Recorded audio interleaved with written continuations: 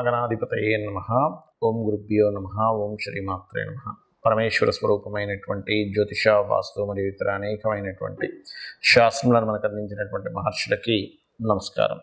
హయగ్రీవ హయగ్రీవ హయగ్రీవేతి యోగదేత్తస్య నిస్సరతే వాణి జన్మకన్యా ప్రవాహవత్.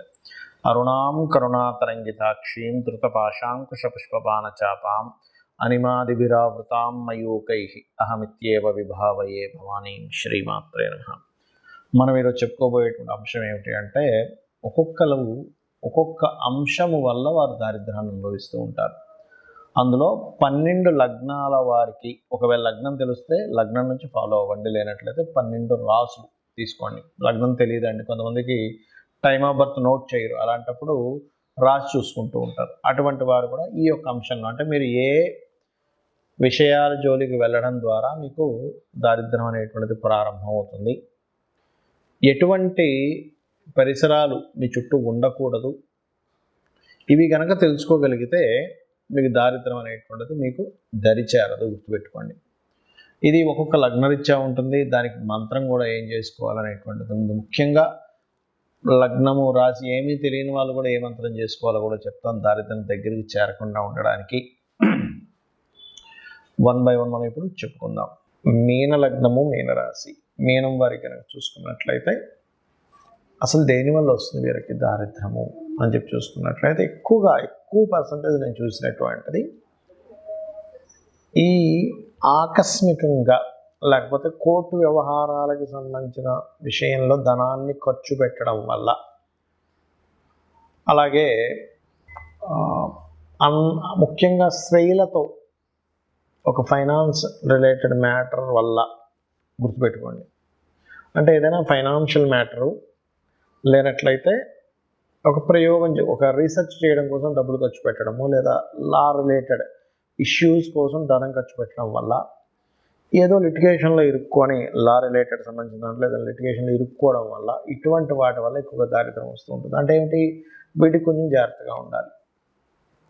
గుర్తుపెట్టుకునే వాళ్ళని, ఆడవాళ్ళకి డబ్బులు ఇస్తున్నాం అప్పుగా, జాగ్రత్తగా అసలు వాళ్ళ వల్ల మనకి ఇవ్వగలరా ఇవ్వలేరా, ఫ్రెండ్స్ అయితే వదిలేసుకోవడం, ఇది గుర్తుపెట్టుకోండి. అలాగే మరొకటి ఏమిటంటే, దీంతోపాటు లా రిలేటెడ్ ఇష్యూస్ ఉంటాయి, కొంతమంది లీగల్ ఇష్యూస్ ఉంటాయి. లీగల్ ఇష్యూస్లో స్త్రీల మూలంగా ఏదైనా ఇరుక్కోవడం లేదు, అంటే వీటి మూలంగా వస్తుంది. గుర్తుపెట్టుకోండి. అలా కాకుండా ఒక్కోసారి ఏదో ప్రయోగం చేస్తున్నా అని ఉన్న ఆస్తిని అమ్మేసి ఇంకోటి ఏదో చేస్తూ ఉంటారు. ఇటువంటి వాటి మూలంగా వస్తూ ఉంటుంది. కాబట్టి లేదా ఒక్కోసారి పూర్వీకుల ఆస్తులు, కొంతమంది ఎలా ఉంటుందంటే, నేను ఒక కేసు చెప్తాను, అదే సందర్భం వచ్చింది కాబట్టి. అతనికి తాతగారు ఆస్తి ఒక 20 ఎకరాలు ఉండేది. ఇక్కడేదో ఫ్యాక్టరీ పెడతానని మంచి ల్యాండ్ అమ్మేశాడు తక్కువ రేటు. అంటే ఏమిటి, ఇక్కడ డబ్బులు కావాలి, ఏదో ఒక రేటు ఇచ్చేసి. తీరా చూస్తే ఆ క్యాలిక్యులేషన్ సరిగ్గా లేకపోవడం వల్ల, ఎందుకంటే బుధుడు బాధకుడు అవుతాడు మీనలగ్నం వారికి, చతుర్థ సప్తమాధిపతి బాధకుడు అవుతాడు. ఎప్పుడైతే బుధుడు అయ్యాడో, బుధుడు వ్యాపారకారకుడు, బాధకుడు అయినందుకు అతనికి సరిగ్గా బుధ మహర్దశ నడిచేటప్పుడు ఆ బుధుడు పాడవడం వల్ల, బుధుడు చతుర్థాధిపతి కూడా, అంటే ప్రాపర్టీస్ కారకుడు అవడం వల్ల, ఎకరం ఆ ఊళ్ళో ఉన్నటువంటిది 30 లక్షలకి ఎకరం అమ్మేశాడు. ఎప్పుడైతే ఎకరం అక్కడ 30 లక్షలకి అమ్మేసి ఇక్కడ తీసుకొచ్చి టకటక ఆ 20 ఎకరాల డబ్బులు తీసుకొచ్చి ఇక్కడ పెద్ద ఫ్యాక్టరీ పెట్టాడు, సరిగ్గా నడవకపోవడం. తీరా సంవత్సరం తర్వాత చూస్తే అక్కడ ఎకరం దాదాపుగా 1,25,00,000 దగ్గర అయిపోయింది. ఆ డబ్బులు ఇక్కడ తీసుకొచ్చి పెట్టడం వల్ల ఇక్కడ లాస్ అయిపోయింది. అంటే ఏమిటి, ఈ పర్టికులర్ అంశాల్లో పూర్వీకుల ఆస్తులకు సంబంధించినటువంటి విషయంలో తొందరపాటు నిర్ణయాలు పనికిరావు. ఇప్పుడు దారిద్ర్యం అంటే, ఇప్పుడు అది కనుక అలాగే ఉంటే అదొక అదృష్టం కదండి, దారిద్ర్యం వచ్చేది కాదుగా. ఇప్పుడు దాన్ని నమ్మి ఇక్కడ పెట్టడం వల్ల అది పోయింది ఇది పోయినట్టు అయిపోయింది పరిస్థితి. అంటే ఏమిటి, ఇది కూడా ఏమిటి, ఇతను పెట్టింది ఒక రీసెర్చ్ రిలేటెడ్ సంబంధించినటువంటి ఒక అంశం. ఇదంతా కూడా ఇదేదో సక్సెస్ అయితే ఏదో వస్తుంది, ఖచ్చితంగా ప్రతి వ్యక్తి రీసెర్చ్ చేయాలి కాదని కాదు, కానీ క్యాల్కులేటివ్గా చేయాలి. అలాగే మనీ పర్టికులర్గా ఎటువంటి రాతకోతలు, ఎటువంటి హామీలు లేకుండా మనీ ఇవ్వకూడదు ఎవరికి కూడా, మీనం వారు మెయిన్గా. దానివల్ల కూడా ఇబ్బంది వస్తుంది, గుర్తుపెట్టుకోండి. అండ్ వివాహ నిర్ణయాలు తీసుకునేటప్పుడు మీనలగ్నం వారు కూడా, ఎందుకంటే బాధకుడు సప్తమాధిపతి బాధకుడు అవుతాడు కాబట్టి, పార్ట్నర్స్ని వివాహ నిర్ణయాలు తీసుకునేటప్పుడు, వివాహ జీవిత భాగస్వామిని ఎంపిక చేసుకునే విషయంలో కూడా ముఖ్యంగా ధనుర్మీన లగ్నాల వాళ్ళు మరింత ఎక్కువ జాగ్రత్తగా ఉండాలి, ధనుర్లగ్నం వాళ్ళు మరింత జాగ్రత్తగా ఉండాలి. నేను చాలా విషయాలు చెప్తూ వచ్చాను. ఇక మీరు చేయవలసింది రాజరాజేశ్వరి అమ్మవారి యొక్క ఆరాధన చేయడం అనే విధాలా బాగుంటుంది. సహజంగా అందరూ నన్ను అడుగుతుంది ఏమంటే సహజంగా దారిద్ర దేవత రాకుండా ఉండాలంటే ఎటువంటి జాగ్రత్తలు తీసుకోవాలని అడుగుతున్నారు. దానికి చెప్తానండి. ఒకటి గుర్తుపెట్టుకోండి, ఇంట్లో గనక సూర్యోదయం అయిన తర్వాత కూడా ఎక్కడ పక్కలెత్తకుండా నిద్రపోతూ ఉన్నట్లయితే దారిద్ర దేవత ఖచ్చితంగా ఇంట్లో ఎంటర్ అవుతుంది. అంటే మీరు అనుకోవచ్చు, ఏమండి మా ఇంటి పక్కన పెద్ద బంగ్లా ఉంది, ఆ ఇంట్లో పిల్లలు అయితే అసలు పెద్దాక లేగరు, ఇంట్లో ఎవరు అసలు ఇచ్చేరైనా బాగానే ఉంది అంటే ఒకటే గుర్తుపెట్టుకోండి, వాళ్ళకి పూర్వజన్మల్లో చేసిన పుణ్యము వల్ల ధనాయోగం అనేటువంటిది బలంగా ఉంటుంది. అంత మాత్రం చేత వాళ్ళు హ్యాపీగా ఉన్నారని అనుకోకండి. వాళ్ళకి దరిద్ర దేవత అంటే కేవలం డబ్బులు లేకపోవడం మాత్రమే కాదు, గుర్తుపెట్టుకోండి, రోగాలు వస్తుంటాయి మనిషికి. లేనట్లయితే నిందలు ఎక్కువ పడుతూ ఉంటారు. ఇలా ఒకటి కాదు రెండు కాదు చాలా ఉంటాయి. ముఖ్యంగా రోగరూపేణ ఎవరైతే సూర్య భగవానుడు సూర్యోదయం అవ్వకముందు ఎవరైతే నిద్రలేస్తారో వాళ్ళకి రోగాలు వచ్చేటువంటి ఛాన్సెస్ తక్కువగా ఉంటాయి. సూర్యోదయం అయినా కూడా అలాగే నిద్రపోతుంటే రోగం వచ్చే ఛాన్సెస్ ఎక్కువగా ఉంటుంది. ఎందుకు అంటే ఈ రోగానికి సూర్యుడికి సంబంధం ఉంటుంది. సూర్యుడు వచ్చేసరికి మనం తెలివేసి ఉన్నాము అంటే రోగం రాదండి. ఎందుకంటే సహజంగానే సూర్య భగవానుడు ఆరోగ్య ప్రదాత కాబట్టి, ఆరోగ్యం భాస్కరాదిత్యది అంటూ ఉంటారు కాబట్టి ఇది ముఖ్యంగా పాటించండి. అలాగే ఇంట్లో పాత వస్తువులు, శాస్త్రం ఏం చెప్పిందంటే పాత మనుషులు అంటే ఏమిటి, బాగా ఏజ్డ్ పర్సన్స్ ఇంట్లో ఉండాలి. ఎందుకంటే వాళ్ళ సూచనలు వాళ్ళ అనుభవాల ద్వారా మనం రక్షింపబడతాం. కానీ విరిగిపోయినవి పాడైపోయిన వస్తువులు ఇంట్లో ఉండకూడదని చెప్పింది. అవి ఎంత ఎక్కువగా ఉంటాయి ఇంట్లో, పనికిరాని వస్తువులు అంత దారిద్ర్యం పెరుగుతూ ఉంటుంది. ఇంట్లో బూజు ఎక్కువ పట్టడము, పాత గోళ్ళగా ఉండడము, ఇల్లంతా మట్టి కట్టుకుపోయినట్టుగా పాతగా అయిపోవడం, ఇది కూడా దరిద్రానికి సంకేతం. ఇంట్లో చినిగిపోయిన వస్త్రాలు ఉన్నట్లయితే, ఇప్పుడు ఒకటండి, ధనం లేదు, బాగా పేదరికం అనుభవిస్తున్నారు, చినిగిన వస్త్రం వేసుకోవడమే అతనికి ఇంకా గత్యంతరం మరొకటి లేదన్న వాళ్ళకి మనం ఏం చేయలేము. కానీ కొంతమంది ఏం చేస్తారంటే తెలియక చినిగిన వస్త్రం ధరిస్తారు. ఏం కాదులే, డబ్బులున్నా కూడా కొంతమంది అటువంటివి ధరిస్తే దారిద్ర దేవత వస్తుందని చెప్తుంది శాస్త్రం. ఎందుకు అంటే చెప్తాను చూడండి, చిన్న లాజిక్ ఇక్కడ ఏం లేదు.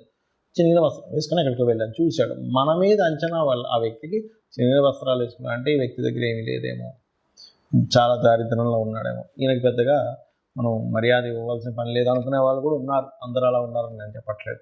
కాబట్టి ఆ యొక్క విషయంలో వస్త్రం చాలా జాగ్రత్తగా ఉండాలి, వస్త్రం చాలా మంచి వస్త్రం వేసుకోవాలని మనకు శాస్త్రాలు చెప్తున్నాయి. అలాగే మరొకటి ఏంటంటే, ఇక్కడ మీకు లగ్నం తెలియదు, రాశి తెలియదు, కానీ దరిద్రం రాకూడదు. కొన్నిసార్లు ఏమవుతుందంటే దారిద్ర భావము అని ఉంటుంది జ్యోతిష్ శాస్త్రంలో. 3వ స్థానాన్ని దారిద్ర భావము అంటారు. ఆ 3వ అధిపతి కనుక మీకు లగ్న సంబంధాలు ఏర్పడినప్పుడు ఎప్పుడు ఏదో ఒక పెయిన్, ఏదో ఒక దారిద్రం మీ వెంట పడుతూనే ఉంటుంది. అప్పుడు మీరు చేయవలసింది ఏమిటంటే, విష్ణు సహస్రనామాల్లో ఒక నామం ఉంది మీకు దారిద్రం పోవడానికి, మీకు ఎప్పుడు పెయిన్ ఉంటే పోవడానికి ఏమిటది అంటే ఓం మధుసూదనాయ నమః. ఈ నామం మీరు ఎంత చేస్తూ ఉంటే అంత దారిద్రం అనేటువంటిది తగ్గుతుంది. కొంతమందికి థర్డ్ కనెక్టివిటీ వచ్చినప్పుడు దారిద్రం ఉండదు, కానీ అది ఎలా ఉంటుందంటే ఎప్పుడూ కష్టపడుతూనే ఉన్నానండి, చిన్నప్పటి నుంచి నా పని కష్టపడటమే, చిన్నప్పటి నుంచి ఏదో పెయిన్ అనుభవించడమే అంటూ ఉంటారు. అటువంటి వారికి కూడా ఈ యొక్క మంత్రం బ్రహ్మాండంగా పనిచేస్తుంది, గుర్తుపెట్టుకోండి. అలాగే ఇంకొక విషయం ఏంటంటే, ఇంకో దారిద్ర్యం గురించి చెప్తాను. మనం తిన్న కంచంలో కడగకూడదు. తిన్న కంచంలోనే కడిగేస్తారు చాలామంది. శాస్త్రాల్లో మనకి మనం ఏదైనా ఆహారం భుజిస్తున్నామంటే దాన్ని యజ్ఞం కింద చెప్పారు. ఇదొక యజ్ఞము. మరి యజ్ఞం చేసిన దగ్గరే మనం చేయగలుగుకుంటాము, ఆ యజ్ఞం గుండంలో కడుక్కోం కదా. కాబట్టి తిన్న కంచం అంత పవిత్రమైనటువంటి విషయంగా చెప్పారు కాబట్టి అది చేయకండి. ఇక మరొక విషయం ఏంటంటే, చాలామందికి అలవాటు అయిపోయింది ఈ మధ్యకాలంలో సూర్యోదయానికి ముందు స్నానం చేయమని చెప్తుంది, కానీ సూర్యోదయం తర్వాత స్నానం చేయడం, ఇవన్నీ కూడా దారిద్రానికి హేతువులు. మరొక విషయం ఏంటంటే, దీంతోపాటు మీరు చాలామంది చేతిని తల మీద పెట్టుకుంటూ ఉంటారు, తల మీద చేయి పెట్టుకోకూడదని చెప్తూ ఉంటారు. ఎందుకంటే ఇది లక్ష్మీ స్థానంగా చెప్తారు. ఈ లక్ష్మి ఎప్పుడు తలకెక్కకూడదట, తలకెక్కితే దారిద్రం అని చెప్పి మనకి దత్తాత్రేయ చరిత్రలో ఉంటుంది. ఆ యొక్క తన్ని చంపడానికి స్వామివారు ఒక ప్రణాళిక వేస్తారు, దత్తాత్రేయులు వారు వేసి అమ్మవారిని తల మీద పెట్టుకునేలా చేస్తారు. వెంటనే ఆ రాక్షసుడు హతం జరుగుతుంది. కాబట్టి పెట్టుకోకూడదని చెప్తుంది శాస్త్రం. దీనికి మళ్ళీ ఎక్కడెక్కడ చేయబెట్టుకుంటే మంచిది అనేటువంటిది పాదం దగ్గర, మోకాళ్ళ దగ్గర, కాళ్ళ దగ్గర, పొట్ట భాగంలోని, ఈ రకంగా ఈ నుదుటి భాగంలోని ఇక్కడ చేతులు పెట్టుకొని కొన్ని నామాలు, లలితాసహస్రనామాలు చదివితే అదృష్టం కలిసి వస్తుందని చెప్పింది శాస్త్రం. ఎక్కడా కూడా మీరు ఓన్లీ తల మీద పెట్టుకోకుండానే కాకుండా ఎక్కడ ఏ బాడీలో ఏ పార్ట్ దగ్గర మీకు హస్తాన్ని పెట్టుకుని మంత్రం చదువుకుంటే మంచి ఫలితాలు వస్తాయి అనేటువంటిది కూడా చెప్పింది చెప్పాలంటే. దానికి మళ్ళీ తగ్గట్టుగా దానికి సంబంధించినటువంటి రెమెడీస్ కూడా చెప్పడం జరిగింది. అలాగే మరొకటి ఏంటంటే, ఈ దారిద్ర్యం అనేటువంటిది ఒక్కోసారి మనకి జన్మజాతకంలో 3వ అధిపతి మహాదశ నడిచేటప్పుడు కూడా ఉంటాయి. మరప్పుడు ఎలాగ దాన్ని జయించాలి?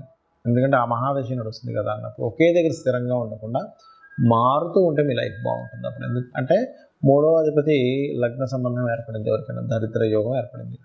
అప్పుడు ఆ జాతకుడు ఆ ఉన్న ఊరు నుంచి వేరే ఊరికి వెళ్ళి బ్రతికితే బాగుంటుంది. చాలామంది చూడండి ఊర్లలో ఏదో పని చేసుకుని బతుకుతారు, అసలు ఎదగరు. కానీ అదే వ్యక్తి సిటీకి రాగానే మళ్ళీ బాగుంటుంది. ఎందుకు? ఆ వ్యక్తికి ఉన్న స్థలం నుంచి మారే యోగం ఉంటుంది. అప్పుడు ఆ దోషం అనేటువంటి ఆ రూపంలో పోతుంది. అలాగే మీ ఇంట్లో పాత వస్తువులు, పాత బట్టలు ఎక్కువగా ఉన్నాయి కానీ మీరు వేసుకోవట్లేదు. అలాంటప్పుడు ఆ బట్టలను చక్కగా ఉప్పుని నీటిలో ముంచి తీసేసి ఆరబెట్టిన తర్వాత వాటిని దానంగా ఇచ్చేసేయండి.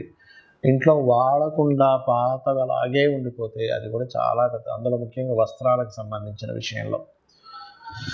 ఇంకోటి ఏంటంటే, చాలామంది ఈ తల మీద ఉండేటువంటి, శిరస్సు మీద ఉండేటువంటి ఈ ఏదైతే జుట్టు ఉంటుందో దానికి లోపల కొంతమందికి డాండ్రఫ్ అనుకోండి, లేకపోతే మట్టి కానీ ఎక్కువగా ఉంటుంది గడ్డానికి, తలకి. అవి ఎక్కువగా ఉండడం కూడా శాస్త్రంలో మంచిది కాదని చెప్పారు. ఇక్కడ మీరు సైంటిఫిక్గా కూడా ఆలోచించినట్లయితే దానివల్ల మనిషికి రోగం వచ్చే ఛాన్స్ ఉంటుంది. రోగమే దారిద్రంగా కూడా చెప్పింది శాస్త్రం. కాబట్టి ఈ యొక్క అంశాలు జాగ్రత్తగా ఉండాలి. మరొకటి, ఎక్కువ దారిద్రం ఎందుకు వస్తుంది అంటే, అన్నదమ్ములతో మీరు సరిగ్గా చేయాల్సిన కమ్యూనికేషన్ సరిగ్గా చేయకపోయినా అనవసరమైన ద్వేషాలు పెంచుకున్న దారిద్రం వస్తుందని చెప్తుంది శాస్త్రం. అంటే అన్నదమ్ములతో, అక్క చెల్లెలతో చిన్న చిన్న విషయాలు పట్టుకొని వాటిని ద్వేషంగా మార్చుకొని వాటిని మిస్అండర్స్టాండింగ్గా చేసుకుంటే, ఎందుకంటే 3rd హౌస్ ఈజ్ దారిద్ర స్థానం. 3వ స్థానాన్ని దారిద్రము, పరాక్రమము, పౌరుషము, ధైర్యం ఇవన్నీ చెప్పారు. అందులో దారిద్రం కూడా ఉంటుంది. మీరు ఇక్కడ ఎప్పుడైతే మీరు ఇది చేస్తుంటారు అదొకటి. ఇంకా అన్నిటికంటే గొప్పది చెప్తాను చూడండి. మీరు గాసిప్స్ కనుక వాళ్ళు అలాగంట వీళ్ళు ఇలాగంట అని ఎంతైతే మీరు చెప్పుకుని ఉంటారో అదే మెయిన్ ముఖ్యంగా దారిద్రానికి హేతువుగా శాస్త్రాల్లో చెప్పబడింది. దానికి మరి ఏమిటండి పరిష్కారము అంటే, మధుకైటబుల వధ అని ఉంటుంది శాస్త్రంలో. మనకి మీరు వినే ఉంటారు, విష్ణువు యొక్క చెవులో నుంచి వస్తారు మధుకైటబులు అని ఇస్తారు. అతను బ్రహ్మని మాతో నువ్వు పోట్లాడు, లేకపోతే నువ్వు మా చేతిలో చచ్చిపోతావు, సంథింగ్ అట్లాంటి భయపెట్టేసరికి ఆ బ్రహ్మ వెళ్ళి విష్ణుమూర్తిని ప్రార్థించడం జరుగుతుంది. అప్పుడు విష్ణుమూర్తి నిద్రలో ఉన్నట్టుగా ఉండగానే ఆ నిద్రకి ఎవరైతే కారకులో ఆ అమ్మవారిని ప్రార్థించడం జరుగుతుంది. అప్పుడు ఆ మధుకైటపుని సంహరించడానికి ఆ యొక్క మహావిష్ణువు నిద్ర లేచి వాళ్ళిద్దరితో యుద్ధం చేస్తాడు. కానీ ఎంత యుద్ధం చేసినా వాళ్ళు చనిపోరు. అప్పుడు వాళ్ళు ఏం చేస్తారంటే, కాసేపు రెస్ట్ తీసుకుంటా అన్నప్పుడు ఈ అమ్మవారిని అడుగుతాడు మహావిష్ణువు, తల్లి నేను ఎంత సంహరించినా వీళ్ళు చావట్లేదు, మరి ఎలాగా అంటే ఒక ఉపాయం ఇస్తుంది అమ్మవారు. ఏమిటి ఆ ఉపాయం అంటే, ఇతనే వరం ఇస్తా అంటాడు మధుకైటపుడు విష్ణువు. నేను మీతో ఎన్ని సంవత్సరాలు 1000 సంవత్సరాలు యుద్ధం చేసిన అయినా సరే మీరు చాలా బాగా యుద్ధం చేశారు, కాబట్టి నేను మీకు వరం ఇస్తున్నాను తీసుకోండి అంటే, వాళ్ళ మదం ఉంటుంది కదా, ఏంటి నువ్వు మాకు ఇచ్చేది ఏంటి వరం, నేనే మీకు వరం ఇస్తున్నాను అంటాడు ఆ మహావిష్ణువుకి వీళ్ళిద్దరు అన్నప్పుడు. అప్పుడు ఆ మహావిష్ణువు ఏం చేస్తారంటే, సరే మీరు మాట తప్పకూడదంటే సరే మాట తప్పమంటారు. మీరిద్దరూ నా చేతిలో చనిపోవాలని మహావిష్ణువు కోరుకుంటాడు. అప్పుడు వాళ్ళు ఏం చేస్తారంటే, ఓహో అలాగా అయితే చనిపోతాం కానీ నీరు లేని ప్రదేశంలో మమ్మల్ని చంపాలి అంటారు. కానీ అది మొత్తం నీరే. నీటి మధ్యలో ఇతను శేషపాను పైన ఉంటూ ఆ యొక్క పద్మం నుంచి వచ్చినటువంటి బ్రహ్మగారిని చంపుదాం అనుకున్నారు కదా వీళ్ళు. సరైనప్పుడు ఏం చేస్తారు, అలాగే అని ఇతని శరీరాన్ని పెద్దగా పెంచి అతని తొడ మీద వేసి ఇతన్ని చంపేస్తారు. ఇది మధుకైటబుల వధ ఎవరైతే వింటారో వాళ్ళకి కూడా దారిద్ర నాశనం జరుగుతుంది అని చెప్పి శాస్త్రవచనం. శ్రీమాత్రే నమః.